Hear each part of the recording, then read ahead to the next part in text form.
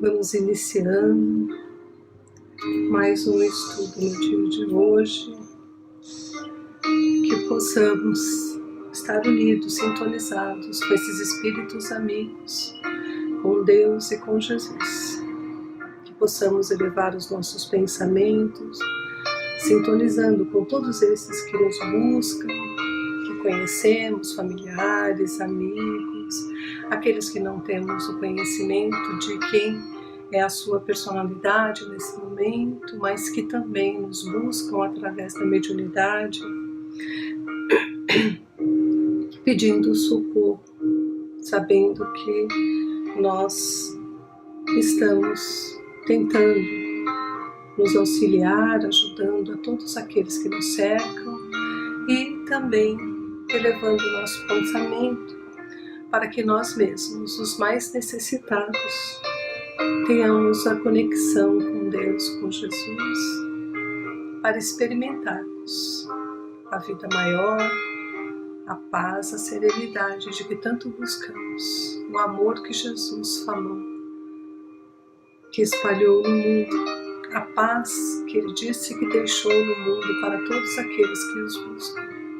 É assim que pedimos a Deus e a Jesus que nos ampare e ampare também todos aqueles que estão à nossa volta. Pai nosso, que estais nos céus, santificado seja o vosso nome, venha a nós o vosso reino, seja feita a vossa vontade, assim na terra como no céu. O pão nosso de cada dia nos dai hoje, perdoai as nossas dívidas, assim como nós perdoamos os nossos devedores. Não nos deixeis cair em novos erros e livra-nos de todo o mal. Que assim seja, graças a Deus e a Jesus.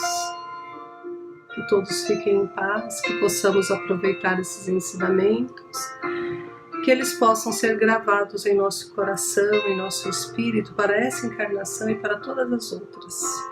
Que possamos utilizar desses conhecimentos nos momentos de necessidade. Que o Pai da vida nos abençoe. Vamos iniciar os nossos estudos.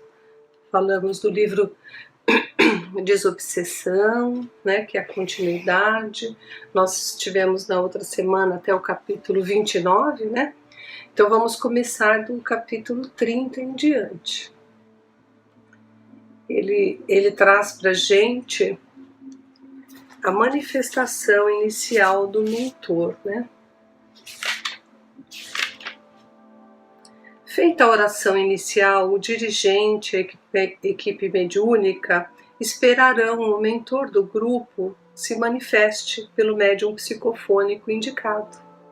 Essa medida é necessária porquanto existem situações e problemas estritamente relacionados com a ordem doutrinária do serviço, apenas visíveis a ele, e o amigo espiritual na condição de condutor do agrupamento, perante a vida maior.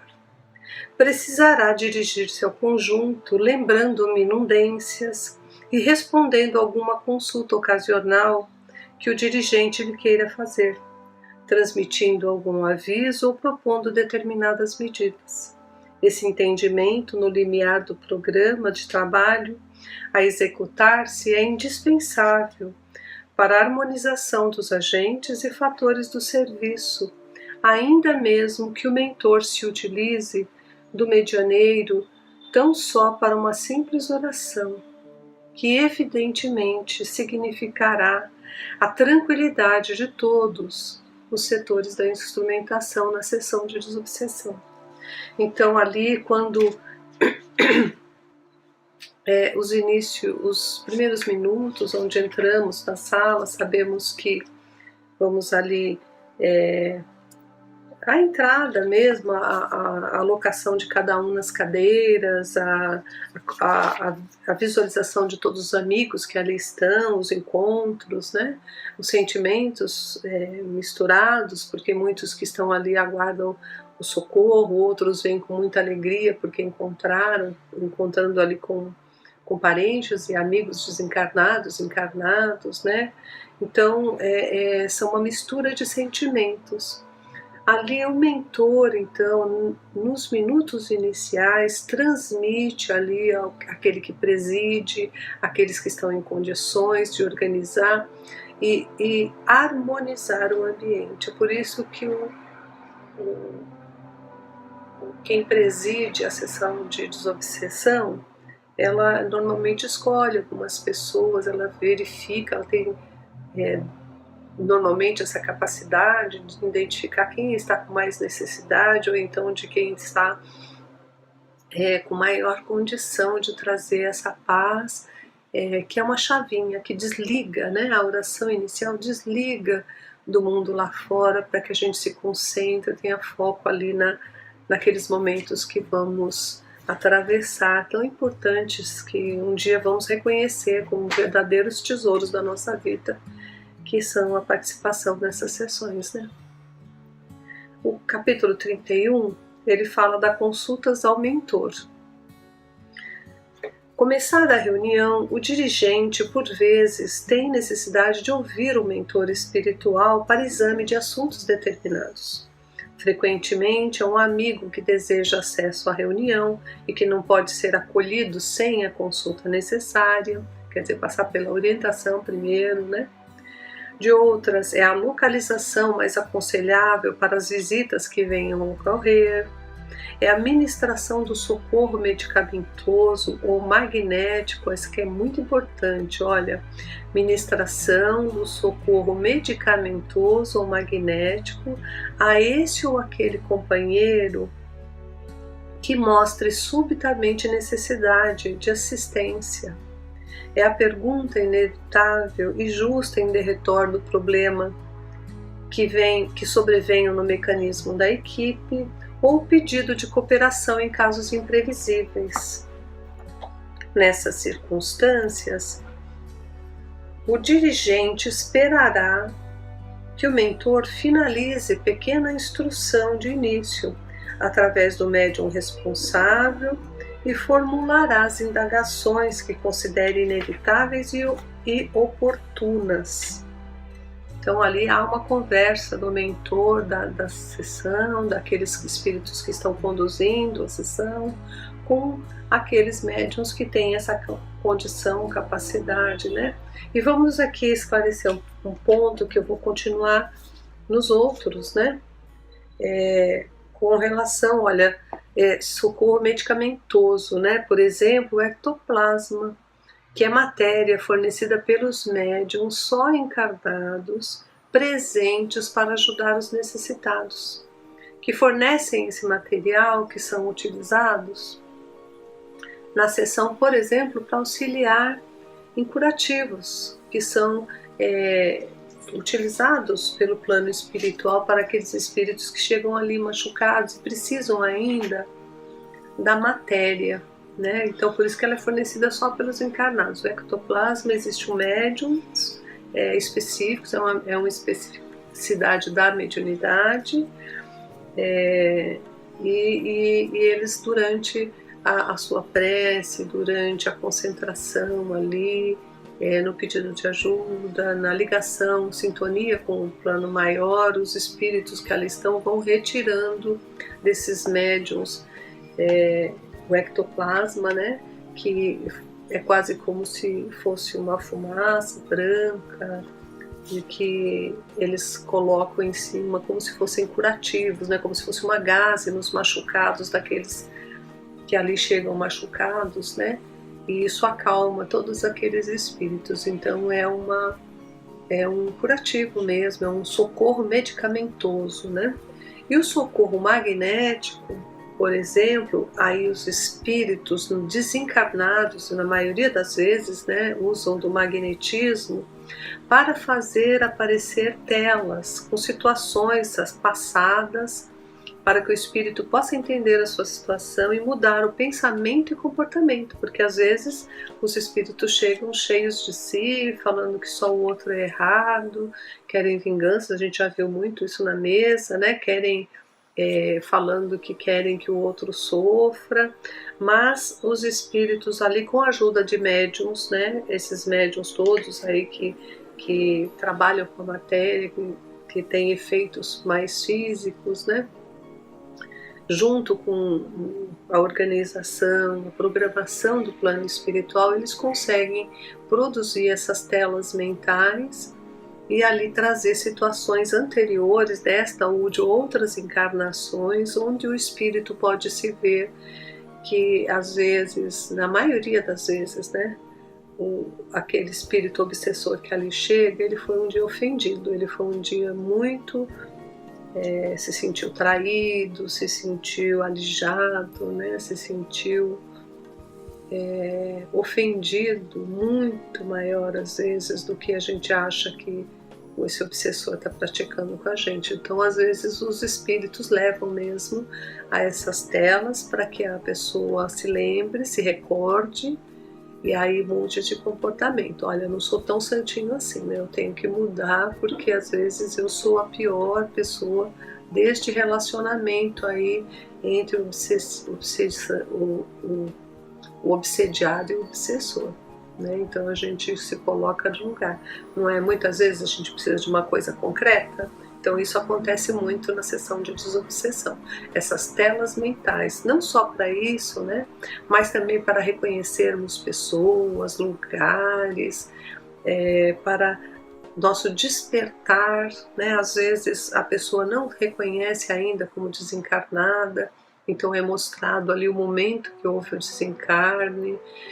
São mostrados pessoas que ela não está reconhecendo, está com medo de acompanhar, espíritos que chegam e querem ajudá-las e elas não querem, né, acompanhar porque não conhecem. Aí são mostrados que em outras vidas às vezes são pais, mães, irmãos, são pessoas bem conhecidas, né, e aí há um entendimento maior. Então a mudança do comportamento para que ele possa realmente voltar ao plano espiritual, né? Perceber a sua situação e inclusive ser socorrido, acalmando toda aquela situação, aquele transe mediúnico de dificuldade que eles estão passando, né? Então é isso que acontece muitas vezes na sessão de desobsessão e a gente tem visto e não conhece muito, né? Então tá tudo muito claro aqui nesse capítulo 31 e 32, né? O 32 ele fala da manifestação do enfermo espiritual. As manifestações de enfermos espirituais irão até o limite de 1 hora e meia, na totalidade delas, para que a reunião perdure no máximo 2 horas, excluída a leitura inicial. O espírito desencarnado, na condição de desequilíbrio e sofrimento, utiliza o médium psicofônico, ou mais propriamente o de incorporação, com as deficiências e angústia de que é portador, exigindo a conjugação de bondade e segurança, humildade e vigilância no companheiro que lhe dirige a palavra. Todos que estão ali vêm em busca de ajuda. Então, nós temos que reconhecer que, seja qual for a atitude dele inicial, tudo, né? O nosso comportamento é que vai alterar o dele, vai dirigir o comportamento dele. Na maioria das vezes nós conseguimos, com bondade, né, sermos firmes, aqui a segurança que ele fala, né, porque nós temos que ter o conhecimento, os estudos vão nos trazendo essa segurança.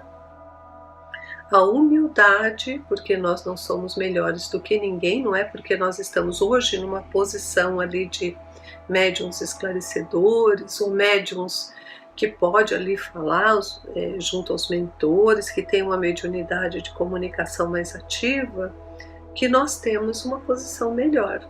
Às vezes, quando chegamos ao plano espiritual, muitos daqueles que nós ajudamos, nós reconhecemos como maiores que nós na escala evolutiva.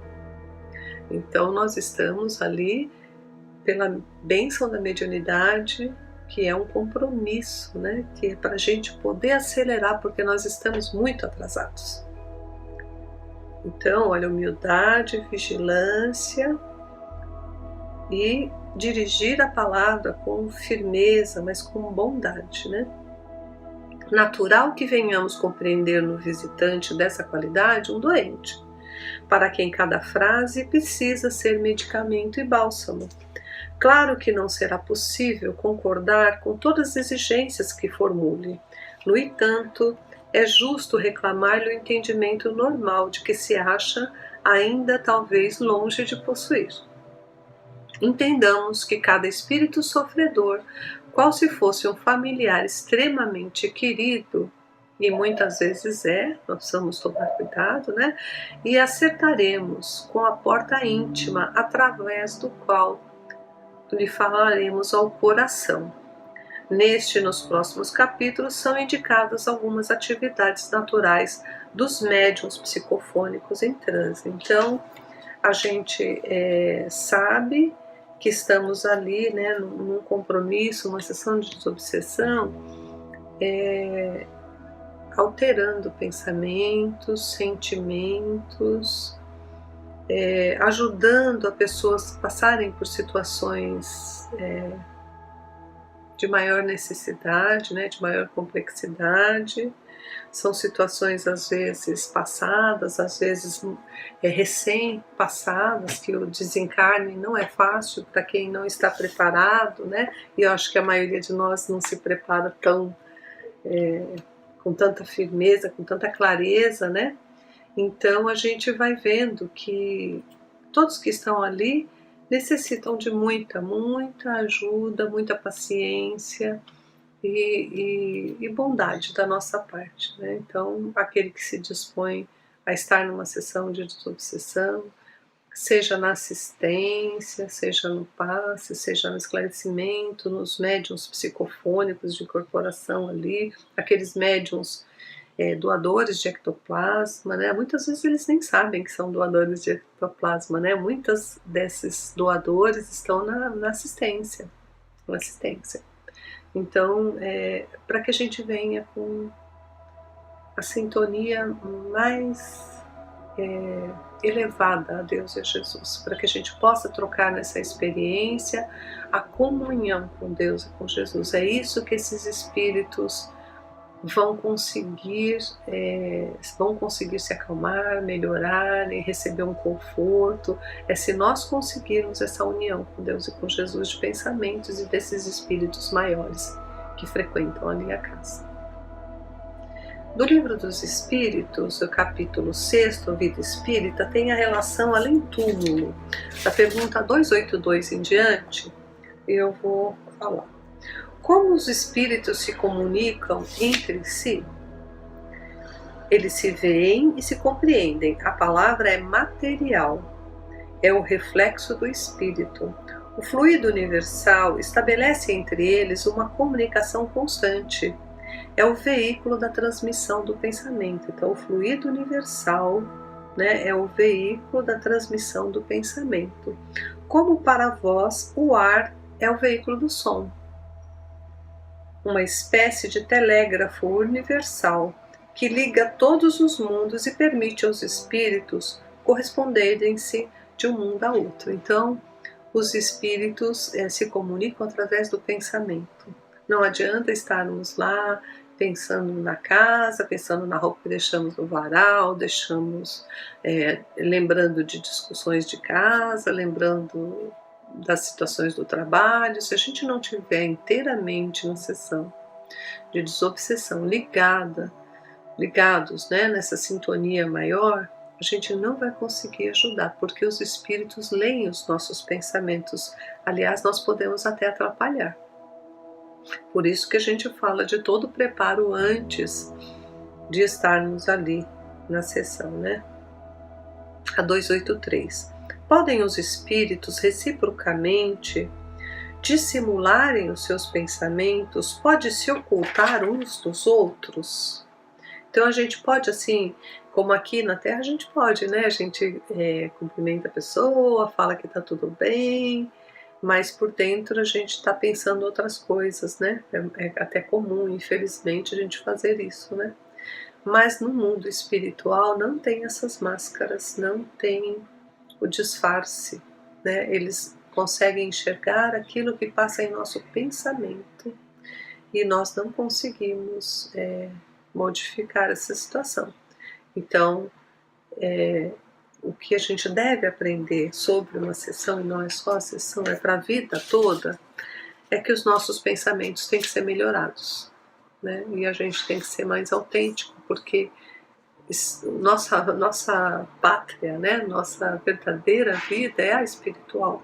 Nós estamos em contato o tempo todo, os espíritos nos procuram, querem ver como é que a gente está, aqueles que são amigos e aqueles que não são, né? Aqueles que estão buscando na gente uma condição de olhar se a gente melhorou mesmo, estão analisando, julgando a gente, né? E quanto mais a gente puder ter uma fidelidade dos nossos pensamentos com aquilo que a gente fala, com aquilo que a gente faz, melhor será a nossa situação em todas as condições, né?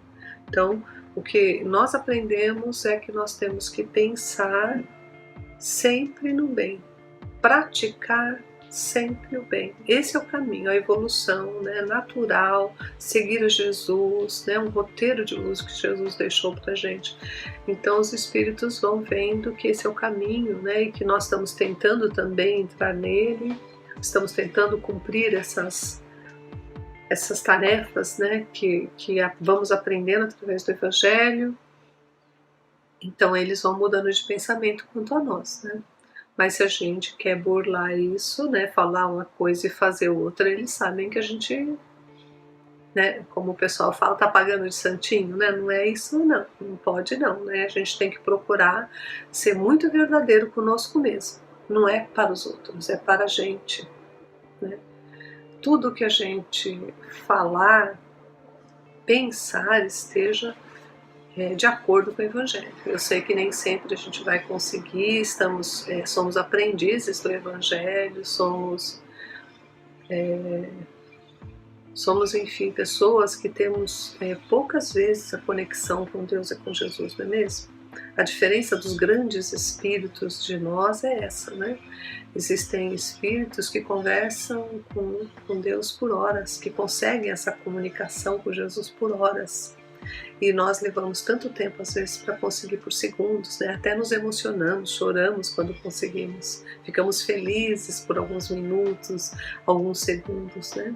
Então veja a nossa pobreza ainda de espírito. Nós precisamos ter esses pensamentos o tempo todo ligado em Jesus, ligado a Deus, ligado aos ensinamentos, fazendo o bem, querendo o bem para o próximo.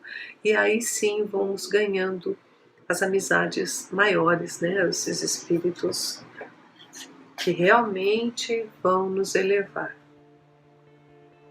A 284, como os espíritos que não têm mais corpo podem constatar sua individualidade e se distinguir dos outros seres espirituais que o cercam?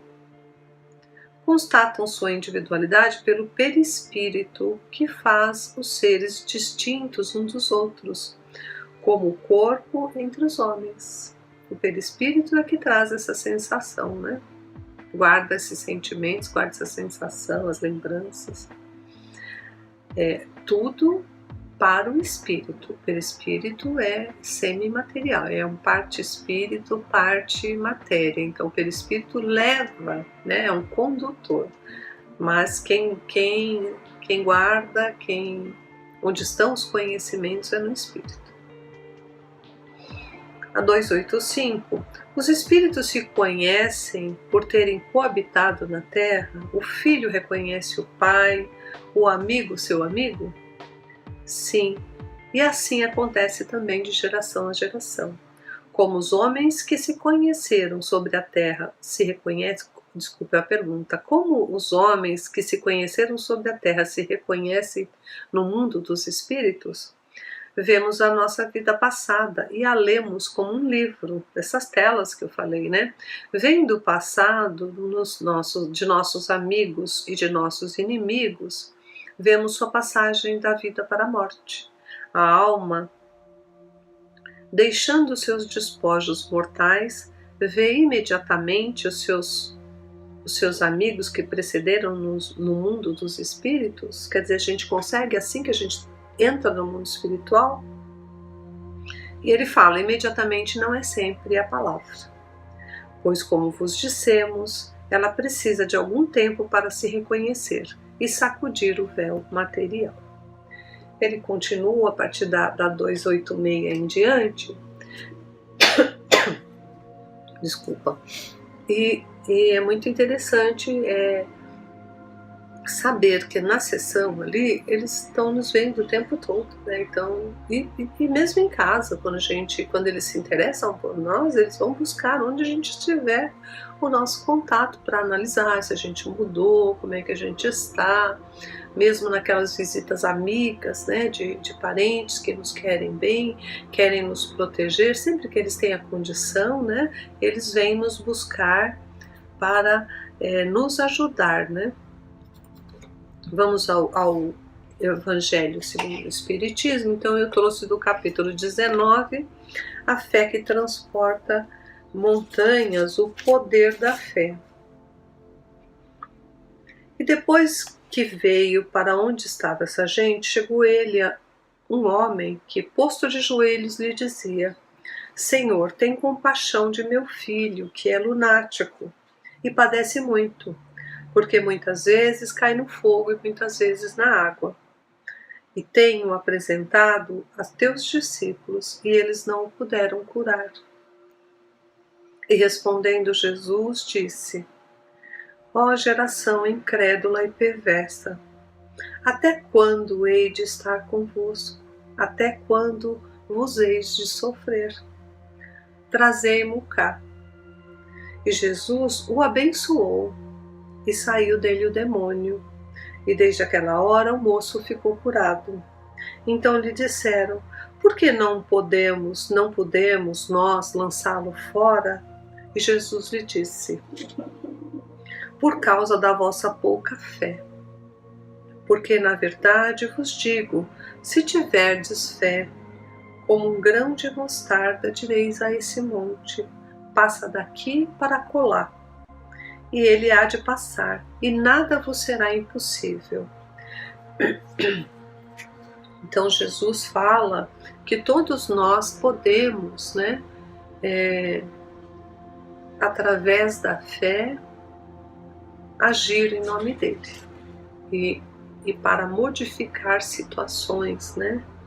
O que nós não temos é essa fé firme, robusta. Ele fala: é certo, no bom sentido, a confiança nas próprias forças tornam-nos capazes de realizar coisas materiais que não podemos fazer quando duvidamos de nós mesmos.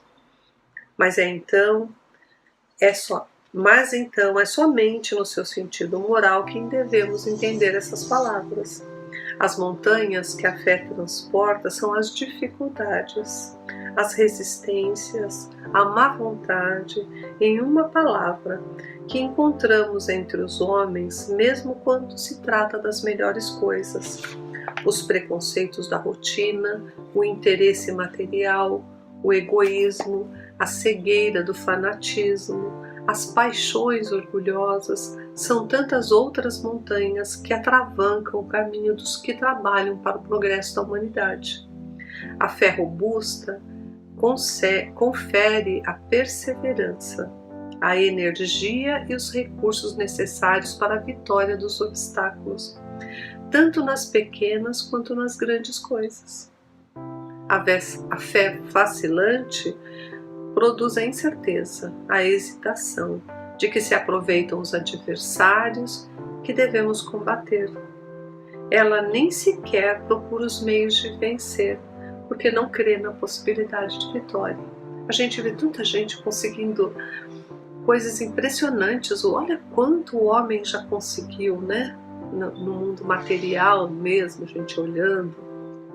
Às vezes as pessoas falam: eu nunca vou ter esse emprego, eu nunca vou conseguir, essa casa eu nunca vou conseguir. Mas quando ele tem fé, quando ele quer, quando ele coloca a vontade ali e junto pede a Deus a ajuda para que isso consiga, a gente faz mesmo os milagres, não é? Quando a gente vê, está pronta a nossa obra, está pronto aquilo que a gente queria, que a gente desejava, mesmo que começando pelo material, e aí a gente vai passando isso para o nosso lado moral. Olha, eu quero ter mais paciência, eu quero ter mais serenidade, eu quero ser uma pessoa que luta mais pelo bem, né? Muitas vezes a gente vê isso no trabalho voluntário. A pessoa, imagina, vocês, eu nem sei como é que vocês conseguem cuidar da casa, dos filhos, ainda fazer trabalho voluntário, eu não tenho tempo, eu nunca consigo, né? Mas quando começa, é difícil mesmo, a gente vai vendo que a gente tem que abrir mão de algumas coisas para colocar outras, né, mais importantes. E assim a gente vai aprendendo a organizar as nossas coisas. Quando a gente vê, a gente já está pegando um segundo trabalho, um terceiro trabalho, né? Quando a gente vê, além de fazer esses trabalhos voluntários, nós estamos começando a fazer outras coisas, e tudo no mesmo dia, no mesmo tempo, que antes não era utilizado, ou era utilizado, mal utilizado. Então é a direção da vontade, é direcionar a nossa vontade para mudar as coisas, né?